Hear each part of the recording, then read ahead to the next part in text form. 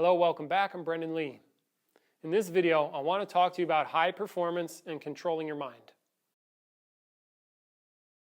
The inspiration for this video came because I was recently talking to a couple of ex-Major League Baseball players, and they talked to me about some of the struggles that these athletes go through. And some of the struggles involved, it's like if you want to perform at a top level, I don't know that there is a lot of talk about this, or I don't hear this talk a lot from top performers. Usually when the guys or girls who are being interviewed, when they're talking about what's happening with them, they usually talk about the action, or like, I fought somebody and they give me a good left hook, but they give a play-by-play, right? Here's the actions. And what I do not hear is a lot, unless I'm mistaken, which I could be, I'm wide open to that. I don't hear a lot of people talking about the shit that they have to do with their mind. Now, what do I mean by that? For example, I teach people how to box, and I teach them top-level boxing skills. That's just one of the things I do, okay? I'm a decent boxer, and I can teach people things about fighting that I don't see anywhere else. And that's an aside and a shameless plug. Come learn from me. You're invited. But I teach people about boxing, and one of the things that I teach, and I'm trained by Peter Ralston, and so I grasp this from him, and I've done a lot of my own work to grasp it for myself. So like with the two of us combined, the main problem is your mind. The main thing that I focus on when I'm working with people to get them better is their mind. Their mind. I'm going to say that again. It's your mind. Your mind is the thing that makes you good. Yes, you need your body. Yes, you need to have your body trained up. Yes, that takes some physical work. But the main thing that you need to do is to control your mind. Because your mind is the thing that allows you to have top-level skill. Your mind. And I feel like I need to repeat that like 2 million times. Now, why would I say your mind? Well, because your mind is what controls what you perceive, how you perceive it, how you think about things, how you sense and feel your environment, also the level of calmness you experience, how relaxed you can be, how sensitive you can be. All that shit is your mind. Where you go with your mind, it makes a difference. It makes the difference. I have some examples. At least one example I can think of right off the bat is Tiger Woods. You remember when Tiger Woods fucked up in his personal life? And what happened to his golf game? Took a shit. Why? Probably because his mind is going through some shit. Baseball players talk about the mental game, like what they have to go through. You're up on a plate. You're playing a sport at the top level. Your paycheck, your livelihood depends on you performing. And you're in a situation where, I hear according to them, people in the stands will be shouting shit at you. It's you and then like thousands of fans. When's the last time you had thousands of people yelling shit at you? You see what kind, people have a problem with public speaking. Like in front of 20 people. Imagine you're playing a game and thousands of people are shouting things at you. Fuck you. Want to fuck your wife. Like, whatever, right? And 70% of I'm parroting this from the guys I was talking to, a couple of ex-Major League Baseball players, and I'm parroting some of what they told me were their issues. I'm like, shit, that's quite a thing, right? And then 70% of the time you're going to strike out. You're not going to be able to hit these pitches. It's hard to do. And so what separates the masters from just the normal players? I'd put money on is their mind, what they do with their mind. Well, like I was talking to one of these guys, and he was talking about the first time he had to go and be confronted with, you might not make it. The manager said, hey, if you don't shape up, you're in trouble. And this is like his childhood dream. His money's on the line, and he's alone in a hotel room, whatever, being confronted with stuff, and he's young, probably in his 20s. And he's confronted with what? It's on me to make shit happen. Now, how am I going to do it? As far as I can tell, based on what I heard, he worked on his mind. His mindset.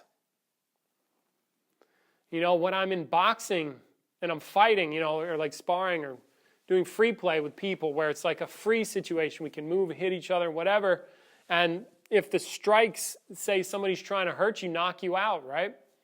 You take a big shot, it's painful, your body stops working, and your mind, what happens when you get punched in the face?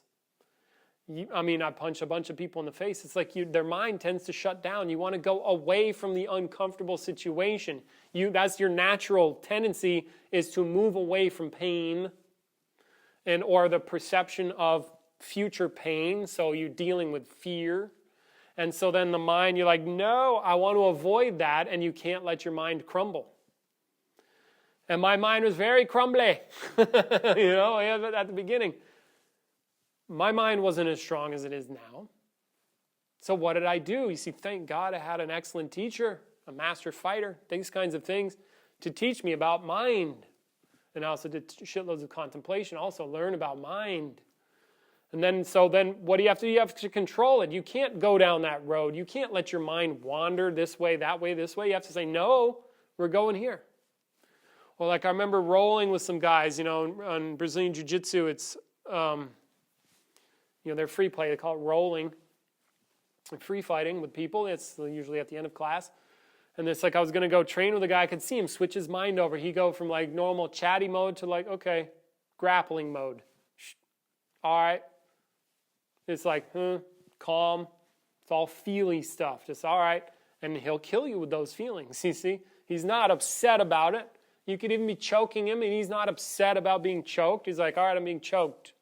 See, whereas people, a beginner, they freak, they panic. Why? Because they're not trained. They haven't trained their what?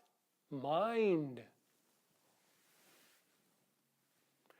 See, so then, as Peter has mentioned to me, and I've taken it on, looked at it, controlling your mind is more about what you don't do with your mind than what you do with your mind. It's more about what you don't do or where you don't go.